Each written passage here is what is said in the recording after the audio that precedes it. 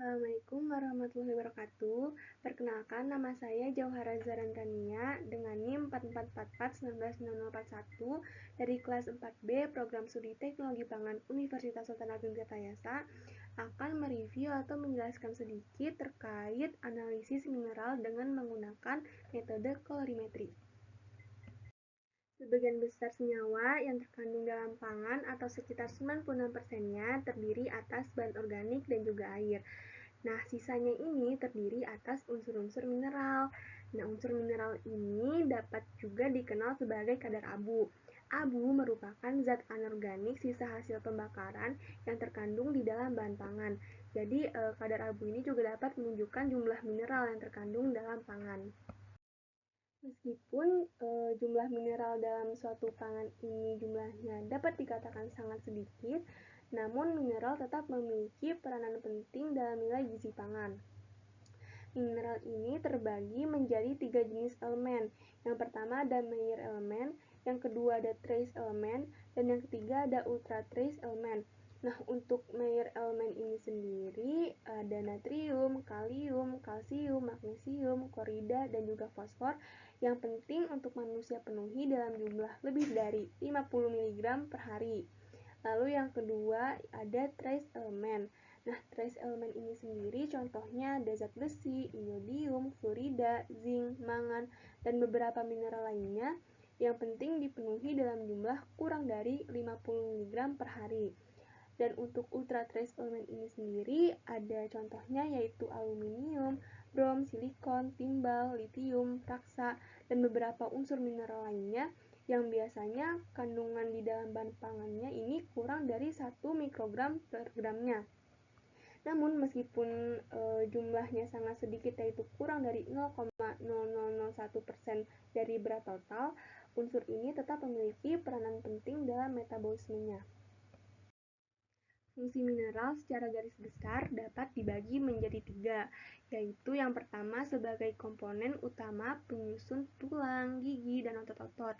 Nah, contohnya ini pada mineral kalsium, magnesium, fosfor, fluorida, dan juga silikon ini berperan dalam pertumbuhan dan juga pembentukan gigi, serta fosfor sebagai penyusun protein jaringan.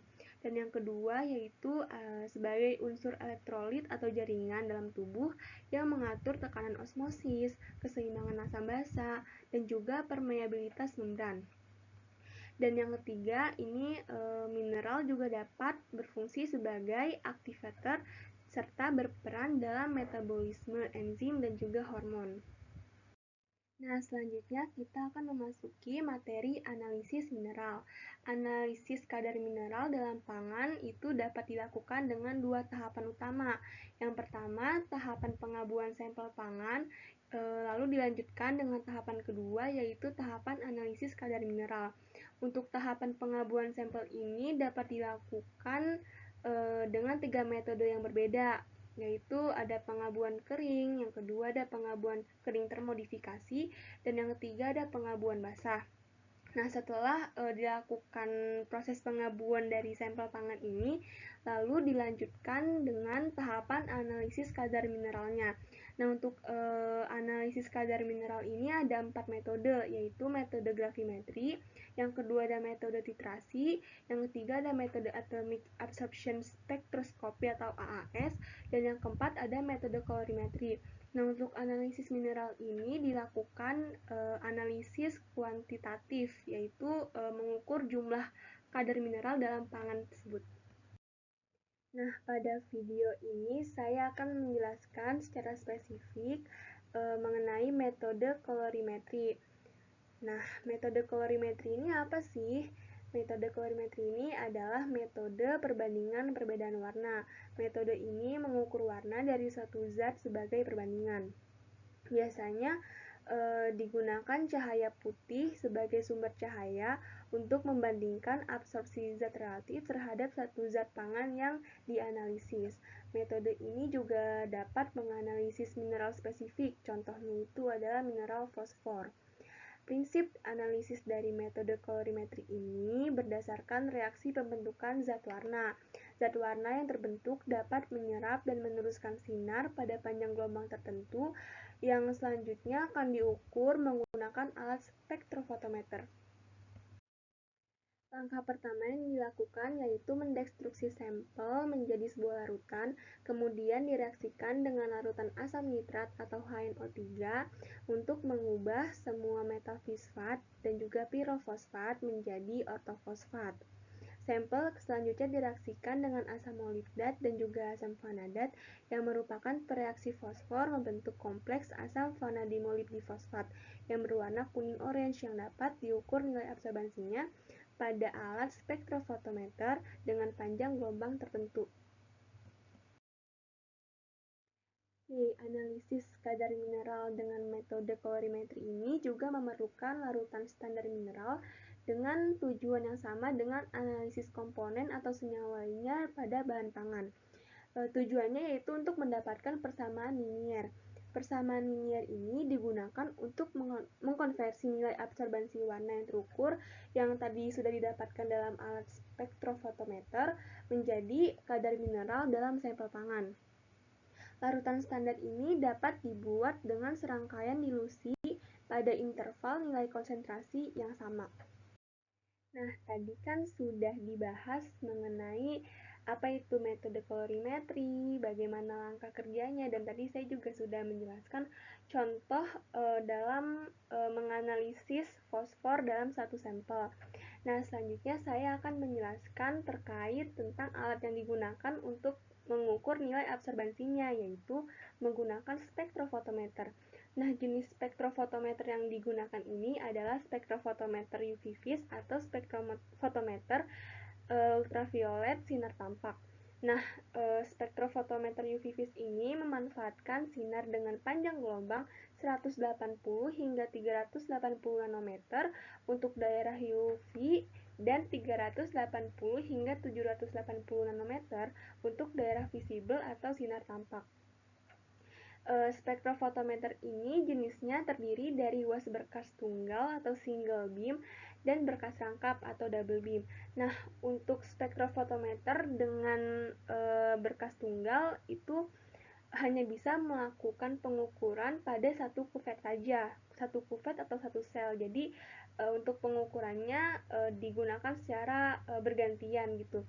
Sedangkan pada spektrofotometer UV vis dengan berkas rangkap itu dapat melakukan pengukuran antara kuvet yang berisikan larutan standar dengan kuvet yang berisikan blanko dalam satu ruang secara bersamaan sehingga pembacaan serapan zat tidak dipengaruhi oleh perubahan tegangan listrik. Nah, jadi pada spektrofotometer UV vis berkas rangkap ini dia dapat melakukan pengukuran nilai absorbansi terhadap dua kuvet sekaligus. Seperti itu. Terus untuk sistem spektrofotometer ini terdiri dari sumber radiasi atau source, lalu ada monokromator, lalu ada sel. Sel ini adalah tempat menaruh kuvetnya itu. Lalu ada detektor dan juga display atau readout yang berfungsi untuk mengeluarkan hasil pengukuran. Ya, mungkin di saat sebelumnya saya sudah menyinggung sedikit terkait instrumentasi pada alat spektrofotometer UV vis. Nah, di slide ini saya akan menjelaskan mungkin lebih lengkapnya sedikit terkait instrumentasi tersebut, dan di sini juga ada gambarannya. Ini yang pertama ada source, yang kedua ada stel, yang ketiga ada monokromator, yang keempat ada detektor, dan yang kelima ada readout. Nah, untuk source ini sendiri merupakan sumber sinar yang akan dipancarkan menuju sel, lalu menuju monokromator, dan seterusnya. Nah, ternyata sinar yang digunakan dalam spektrofotometer UV vis ini memiliki syarat yang ideal. Yang pertama ini sinar mampu mencakup semua kisaran pengukuran di daerah UV vis. Yang kedua, sinar harus memiliki intensitas sinar yang kuat dan stabil pada keseluruhan kisaran panjang gelombang sehingga penguatan sinyal yang ekstensif dari detektor ini dapat dihindari. Lalu yang ketiga, intensitas sumber sinar tidak boleh bervariasi secara signifikan pada panjang gelombang yang berbeda. Yang keempat, intensitas sumber sinar tidak berfluktuasi atau naik turun pada jangka waktu yang lama. Dan yang kelima, intensitas pada sumber cahaya atau sumber sinar ini tidak berfluktuasi pada kisaran waktu yang singkat. Nah, untuk fluktuasi dalam jangka waktu yang singkat ini disebut dengan flicker. Sumber sinar atau lampu yang digunakan pada spektrofotometer UV vis ini merupakan dua lampu yang terpisah yang secara bersama-sama mampu menjangkau keseluruhan daerah spektrum ultraviolet dan juga sinar tampak. Untuk sinar tampak atau sinar visible ini digunakan lampu tungsten. Lampu ini terbuat dari logam tungsten yang dapat mengemisikan sinar pada panjang gelombang 350 hingga 2000 nanometer. Sehingga lampu ini sangat cocok untuk metode kolorimetri. Untuk senyawa-senyawa yang menyerap di spektrum daerah ultraviolet, digunakanlah lampu deuterium. Deuterium ini merupakan salah satu isotop hidrogen yang memiliki satu neutron lebih banyak dibandingkan hidrogen biasa atau hidrogen lainnya dalam inti atomnya. Jadi satu lampu deuterium ini merupakan sumber energi yang tinggi yang dapat mengemisikan sinar pada panjang gelombang 200 hingga 370 nanometer dan digunakan untuk semua jenis spektrofotometer dalam daerah spektrum ultraviolet. Lalu yang kedua ini adalah sel atau kuvet. Sel atau kuvet ini merupakan wadah untuk menampung larutan sampel yang akan dianalisis atau diukur nilai absorbansinya. Pada sel atau kuvet ini memiliki dua jenis sisi yang berbeda, di mana pada salah dua sisinya ini terlihat bening sehingga cahaya yang dipancarkan dari source atau sumber sinar ini dapat diteruskan menuju monokromator. Lalu dua sisi lainnya ini tampak buram atau tidak bening. Lalu yang ketiga ini adalah monokromator. Terdapat dua jenis monokromator dalam spektrofotometer modern yang biasa digunakan, yaitu monokromator jenis prisma dan juga kisi difraksi. Nah, untuk monokromator jenis prisma ini yang paling umum digunakan ya.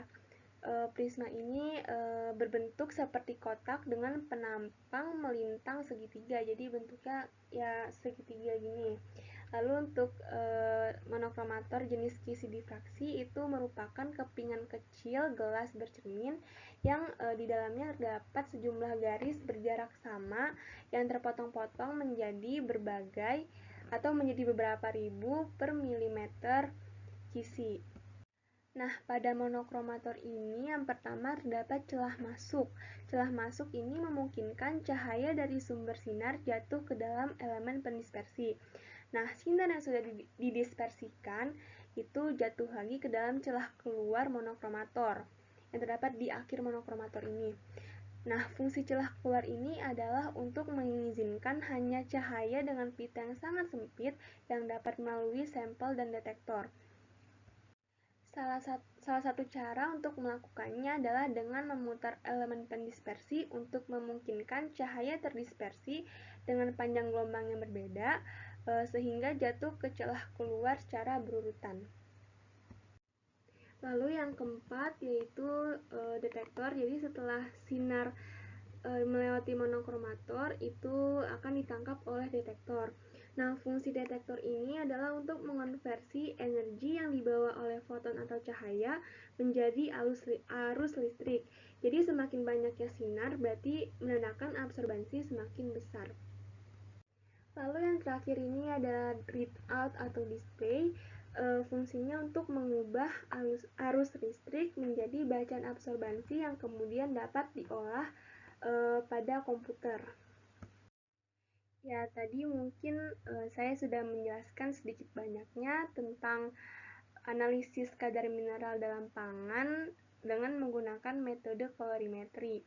Nah, tadi saya juga sudah menjelaskan definisinya, lalu langkah kerjanya, atau cara kerjanya, lalu alat yang digunakan.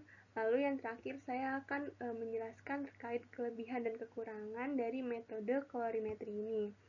Untuk kelebihannya sendiri adalah mudah untuk menentukan kuantitas zat yang sangat kecil.